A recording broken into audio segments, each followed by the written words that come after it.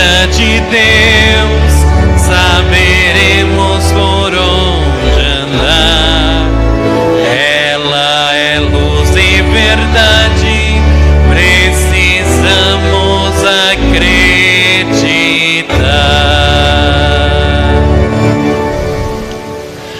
Graça e paz.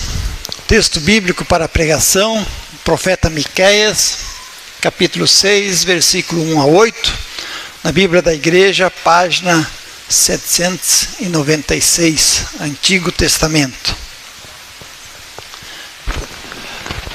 Esse texto, assim que eu li ele, me fez lembrar de um fato que chamou a atenção no nosso estado, no nosso país, no mês de janeiro, e que também na quarta-feira a pastora fez lembrar na reunião do presbitério.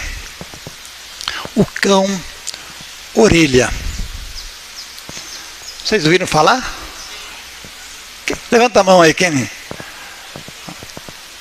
Tem alguns que não ouviram, então eu só vou introduzir aqui para ninguém ficar sem a informação.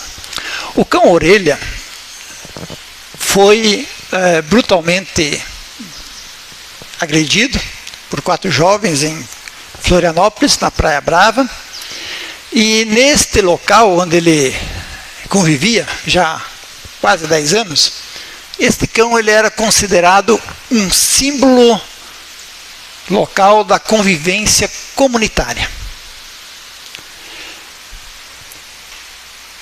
O acontecido foi lá no dia 4 de janeiro, mas a denúncia contra a violência nesse cão veio só no dia 16, mais de 10 dias depois. E no dia 5, então, esse cão foi sepultado depois de uma eutanásia, porque não resistiu aos ferimentos. Esse fato gerou um segundo fato. Esse fato gerou uma investigação da polícia para saber quem foi que agrediu o cão, mas, entre mentes, também surgiu coação das testemunhas. Uma pessoa que tinha uma foto, um vigilante, que tinha uma foto do acontecido, começou a ser coagido, pressionado por 2 pais e um tio dos jovens que haviam cometido a violência. Os pais, 2 empresários, e o tio, um advogado. Pessoas de nome, de poder na sociedade. Esse acontecido tem uma relação muito próxima aqui com o texto que nós vamos ouvir do profeta Miqueias, que foi escrito 8 séculos antes de Jesus. Então, quase 3.000 anos de história, e parece que a sociedade não mudou nada. Vamos ouvir o texto. Miqueias 6, 1 a 8. Ouvi agora o que diz o Senhor. Levanta-te, defende a tua causa perante os montes, e ouçam os outeiros a tua voz. Ouvi, montes, a controvérsia do Senhor, e vós duráveis fundamentos da terra, porque o Senhor tem controvérsia com o seu povo, e com Israel entrará em juízo. Povo meu, que te tenho feito? E com que te enfadei? Te cansei? Responda-me, pois te fiz sair da terra do Egito, da casa da servidão, te remi. Enviei diante de ti Moisés, Arão e Miriam.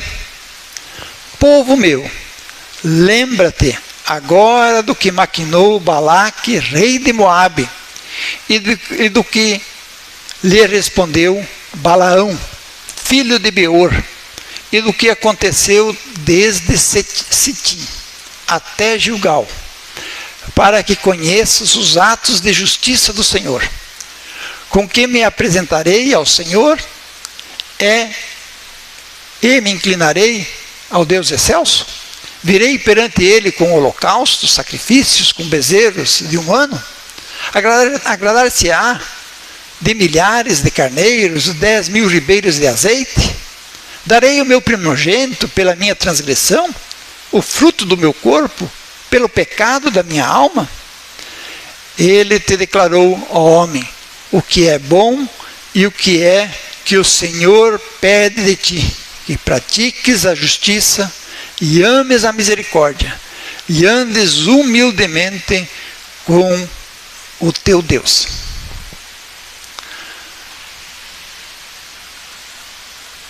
É um texto com muitos anos de histórias. A gente tem que olhar ele dentro do seu contexto para a gente entender ele melhor. E a primeira coisa que eu quero destacar aqui do texto, que o Miqueias fala para nós, é que, já no início, por 2 vezes, ele chama ouvir. Ouvir o que diz o Senhor. Ouvir o que diz o Senhor. E nesse convite, ele diz, levantai-vos, plenteai-vos diante dos montes e ouçam os outeiros a sua voz. Ele clama o povo a ouvir, mas ele diz que também as montanhas, os outeiros, a natureza vai estar ouvindo o que Deus tem a dizer. A natureza, a criação, está sendo chamada aqui como testemunha daquilo que Deus diz. O cartaz da igreja deste ano, com o tema e lema, diz: cuidar da criação de Deus. Não danifiquem nem a terra, nem o mar, nem as árvores. Poderíamos colocar ali também, nem os animais. E nem os seres humanos, especialmente. Então, ele convoca a criação aqui como testemunha, como algo concreto, que não vai deixar passar aquilo que Deus diz. Não que Deus precise provar algo para alguém, mas porque a injustiça humana clama tão alto que inclui a criação. Por isso os montes e os outeiros são chamados como testemunha. Quando uma injustiça acontece, especialmente contra quem não pode se defender, a criação inteira é convocada como testemunho. É isso que o texto está dizendo. Sempre que alguém sofre uma injustiça, alguém que não tem como se defender, tem como testemunha, se não tem ninguém mais, nem uma pessoa que fica ao seu lado, ainda assim tem a criação. Profundo isso que a Bíblia nos diz, porque com isso ela está dizendo, Deus está vendo as injustiças da vida de cada um de nós. E quando nós ouvimos falar do caso do cão orelha, ali em Florianópolis, nós não estamos diante de um simples episódio isolado da nossa sociedade. Estamos diante de um sinal, de um sintoma profundo de algo que Miqueias já denunciava 8 séculos antes de Cristo. O cão orelha aponta para uma sociedade que rompeu com o senso básico de justiça, misericórdia e humildade diante de Deus. O caso do cão orelha mostra a doença da sociedade. E o texto diz que nesses casos Deus vê e convoca a responsabilidade. O texto diz: povo meu, que te fiz? Em que te enfadei? Com que eu te cansei para você ser tão injusto? Responde-me. Essa pergunta não é apenas para o povo de Israel. Ela atravessa o século e chega até nós. Deus também, nos dias de hoje, pergunta: o que eu te fiz, povo meu? O que eu te fiz, povo brasileiro? Para que tanta injustiça aconteça nesse país? Para que tantas pessoas desrespeitem uns aos outros? Usam ou fazem mau uso do seu poder e dos seus recursos? Essa pergunta perpassa os séculos. O que também nós temos feito para normalizar a violência? A violência na nossa sociedade é um problema profundo e que pouco falamos sobre isto. Há leis que procuram combater esta violência que está no ser humano, mas diariamente vemos os reflexos desta violência atingindo toda a criação de Deus. E para nós, muitas vezes, muitos casos de violência se tornam normais, portanto, enxergarmos. O que fizemos para tolerar tanta crueldade? O que fizemos quando o sofrimento do mais frágil foi tratado como algo menor? Estamos falando aqui de um cão, mas não só. Estamos falando de pessoas. O que fizemos quando alguém mais frágil sofre perto de nós? O cão orelha era um ser vivo indefeso, como muitos seres humanos são. Ele era um cão comunitário, fazia parte da sociedade, assim como os seres humanos. Era um cão cuidado por muitos, assim como também muitas pessoas fragilizadas têm muitos olhos cuidadores. Era um cão indefeso, assim como muitos seres humanos o são. A agressão brutal revela não só um ato individual de violência, mas uma ruptura ética coletiva. Por isso a reação da sociedade. Aquele cão, ele era da comunidade. E ao ser ele atingido, toda aquela comunidade se sentiu atingida. Tinha pessoas que diariamente cuidavam dele, tratavam dele, olhavam por ele.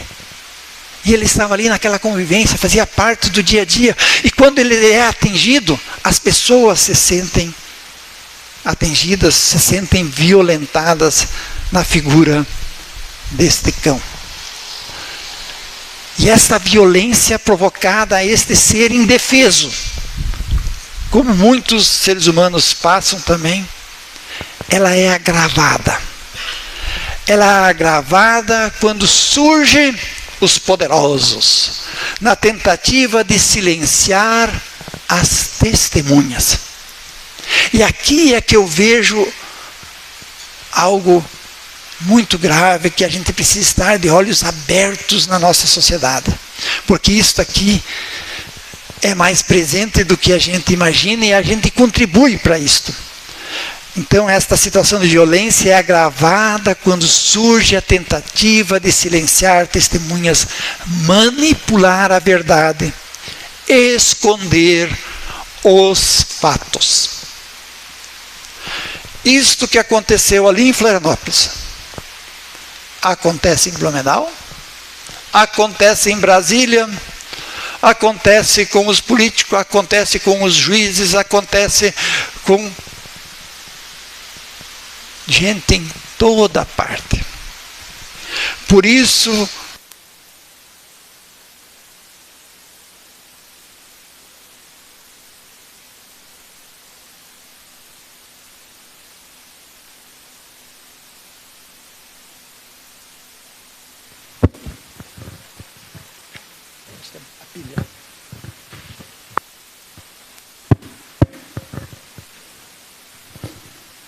o caso então é agravado com essa tentativa de silenciar as testemunhas. E o profeta Miqueias nos lembra que Deus não é indiferente. O juízo começa quando achamos que ninguém está vendo. Assim, pessoas praticam a violência achando que ninguém está vendo. Pessoas praticam a corrupção, injustiça, opressão, impõem medo nos outros, achando que ninguém está vendo. Por isso o profeta diz que Deus coloca como testemunha os montes e os outeiros, a criação. Porque não pense que Deus é indiferente quando um indefeso sofre. A injustiça que se multiplica quando a verdade é sufocada, liga o alerta nos céus. O texto bíblico deixa claro que o problema não é apenas o pecado visível, mas a tentativa de encobrir o pecado. Isto é o pior no ser humano. Não que o ser humano faça uma coisa errada, não que o ser humano cometa alguma injustiça. Isso ainda não é o pior. Mas o pior é encobrir a verdade, é esconder a verdade. E isso acontece nas famílias, nos casamentos.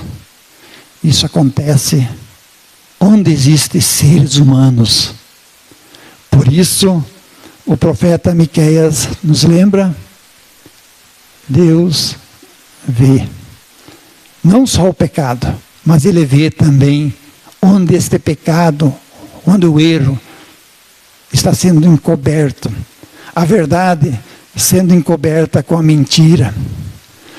No caso do cão-orelha, a violência inicial foi seguida por algo muito mais grave: a coação, o medo imposto às testemunhas, a tentativa de distorcer a verdade.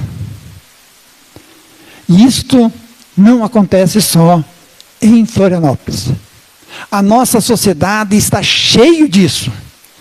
E o caso do cão-orelha põe isto às claras. Gente poderosa em toda parte. Gente com influência em toda parte. Procura distorcer a verdade. Intimidar aqueles que conhecem a verdade. Procuram fazer aqueles que sabem das coisas se calar. Isto é muito grave, e por isso o texto bíblico vem encorajar as pessoas a viver uma vida com justiça, misericórdia e amor, dizendo: Deus vê. E Deus tem a própria criação como testemunha. Sempre que a verdade é ameaçada, Deus entra em cena com o seu juízo. E todos nós sabemos que aquilo que não é verdade pode prevalecer como verdade durante algum tempo, mas não por toda a vida. A injustiça nunca anda sozinho. Ela se multiplica quando encontra silêncio. Poder mal utilizado e convivência. Miqueias denuncia aqui no texto uma religiosidade vazia que tenta compensar a injustiça com rituais religiosos. Esses problemas que a gente vê hoje na sociedade, Oséias também via. Que ele vem exatamente denunciado e diz: não adianta vocês se apresentarem diante de Deus como boa gente, tentando encobrir os pecados, mas assumir os pecados. É isso que o profeta quer animar, uma vida transparente, uma vida nova, uma vida transformada. E para isto, para convencer o povo, olhem o que ele diz no versículo 5. Ele vem, já no 4, ele diz: olha, Deus tirou vocês do Egito, libertou vocês da escravidão, trouxe vocês para a terra prometida. Ele agiu desde Moisés, Arão, Miriam. E aí ele traz mais um exemplo. Ele diz no versículo 5: povo meu, lembra-te agora do que maquinou Balaque, rei de Moabe, e do que lhe respondeu Balaão. Para a gente entender o que ele está dizendo aqui, a gente precisa ler lá em Números 22 até o capítulo 24. Vocês podem olhar isso em casa, livro de Números 22 até 24, ali conta a história de Balaque e Balaão. Balaque era o rei dos Moabitas. E aí ele, percebendo que o povo de Israel estava na sua cercania, e era um povo abençoado, ele pensou: eu vou convencer o líder desse povo a amaldiçoar o povo de Israel. E então Balaque manda os seus mensageiros até Balaão, e para ele vir até ele para amaldiçoar o povo de Israel. E Balaão diz: eu só posso falar aquilo que Deus mandou falar, não posso falar outra coisa. E Balaque insiste, e por 3 vezes manda os mensageiros, até que então o Balaão vai ao encontro de Balaque, e no meio do caminho, a mula, tem aquela história da mula de Balaão, que prensa o Balaão na parede, que esmaga o seu pé, e o Balaão dele chicotada na mula, usando da violência, tentando fazer a mula lhe obedecer, oprimindo. Mas tudo isso Deus faz para que o próprio Balaão enxergue aquilo que está para acontecer, para abrir os olhos dele, para que ele não se submeta, ao rei Balaque, que quer usar a religião para intimidar o povo de Israel. E então Balaão manda fazer o sacrifício a Deus e tudo, mas na hora de amaldiçoar o povo, Balaão abençoa. E por 3 vezes Balaão abençoa.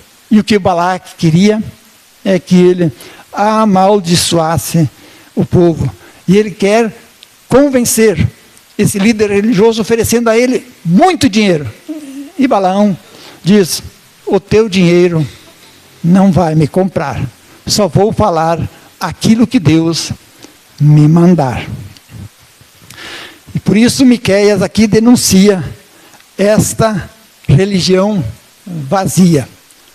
Com que me apresentarei ao Senhor? Com holocaustos? Com milhares de carneiros? Deus rejeita toda a fé que não se traduz em injustiça. Deus rejeita toda a fé que não se traduz em injustiça concreta. O texto ainda diz que, além do Balaque e do Balaão, ali diz que o povo é para se lembrar o que aconteceu em Sitim até Gilgal. Sitim era a cidade antes do Jordão. O povo saiu do Egito da escravidão, foi parar em Sitim, e aí ele só precisava atravessar o Jordão para entrar na terra prometida. E ele diz: lembre o que aconteceu. Desde que saíram do Egito até Sitim, e depois em Gilgal. Com isso, o Miqueias está lembrando: olha, este Deus que castiga, esse Deus que é juiz, ele pratica o seu juízo com o ser humano, porque ele quer levar a terra prometida, quer levar a vida transformada. E com isso ele está lembrando tudo o que aconteceu as pragas no Egito, todo o sofrimento que o povo passou, tudo isso foi para levar o povo a uma vida melhor. Por isso, em Gilgal, ele entra para a terra prometida. Tudo isso, para finalizar, devemos agora nos perguntar: o que Deus exige de nós quando nos traz uma palavra dessa de 8 séculos atrás? O coração da mensagem está ali no versículo 8. Ele te declarou, ó homem, mulher, o que é bom e o que o Senhor pede de ti, senão que pratique a justiça, ames a misericórdia e andes humildemente com o teu Deus. Aqui está o critério do juízo de Deus: praticar a justiça, amar a misericórdia, andar humildemente com o seu Deus. É isso que nós vimos na cruz de Jesus. Alguém que pratica a justiça, alguém que pratica a misericórdia e alguém que andou humildemente com o seu Deus. Por isso, em obediência à lei, ele foi até a cruz para mostrar a sua humildade, mostrando que ele não é maior do que ninguém. Mesmo ele sendo Deus, ele não oprime ninguém. Ele não pressiona ninguém, como o ser humano faz para encobrir os seus erros. O caso do cão-orelha nos confronta com uma pergunta incômoda: que tipo de sociedade estamos formando quando a crueldade vira entretenimento e a verdade vira uma ameaça? Por temer a verdade, a sociedade se sente ameaçada. Atos de violência viram atos de entretenimento. Isto não é aceito para aqueles que andam com Deus. O juízo de Deus, porém, não é apenas uma condenação. Ele é também uma esperança. Esperança de que a injustiça não vai ter a última palavra. Esperança de que Deus ouve o clamor do inocente.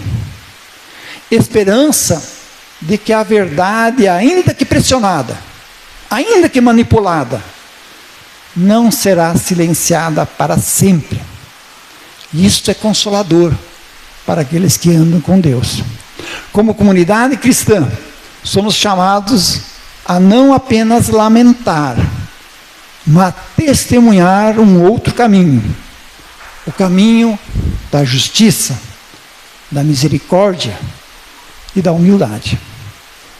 Aqueles jovens precisam ser acolhidos e precisam ser ensinados um outro caminho, senão o da violência. Aqueles pais, empresários, maus advogados, precisam ser ensinados que o poder não pode oprimir os inocentes. Que esse caso nos desperte, que nos tire da indiferença, que nos faça lembrar que diante de Deus nenhuma vida é descartável. Nenhuma vida é descartável. Cuidar da criação de Deus. Por fim, que nos faça lembrar o que diz o último versículo: o Senhor pede de ti, não sacrifícios vazios, mas um coração convertido à justiça.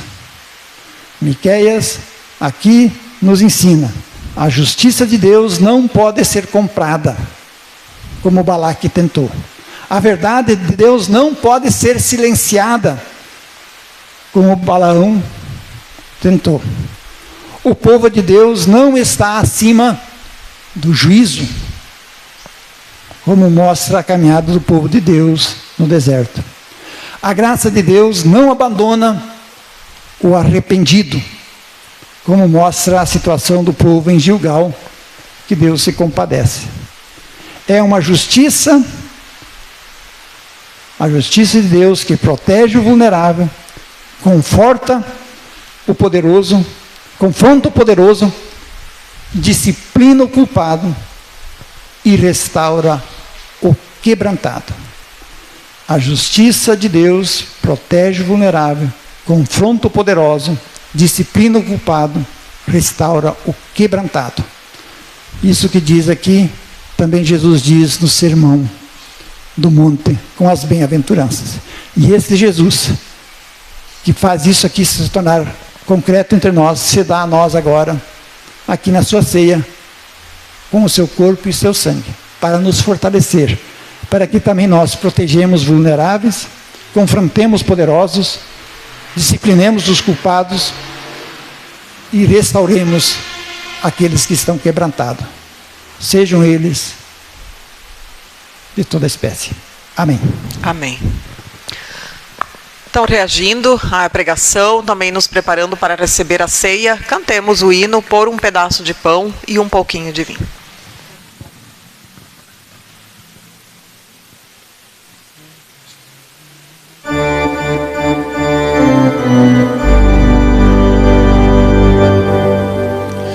Por um pedaço de pão e por um pouco de vinho, eu já vi mais de um irmão se desviar do caminho. Por um pedaço de pão e por um pouco de vinho, eu também vi muita gente encontrar novamente o caminho do céu. Eu também vi gente voltar novamente ao convívio de Deus. Por um pedaço de pão e um pouquinho de vinho, Deus se tornou refeição e se fez o caminho. Por um pedaço de pão, por um pedaço de pão, por um pedaço de pão, por um pedaço de pão. Por não ter vinho nem pão, por lhe faltar a comida, eu já vi mais de um irmão desiludido da vida. E por não dar do seu pão, e por não dar do seu vinho, vi quem dizia ser crente perder de repente os valores morais. Vi que o caminho da paz só se faz com justiça e direitos iguais. Por um pedaço de pão e um pouquinho de vinho, Deus se tornou refeição e se fez o caminho.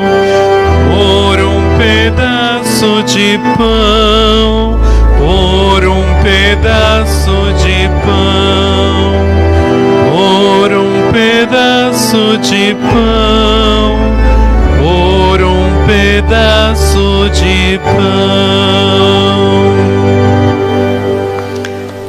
Deus, na sua fragilidade, num pedacinho de pão, um pouquinho de vinho, na fragilidade da palavra, Ele vem a nós e Ele restaura a nossa vida.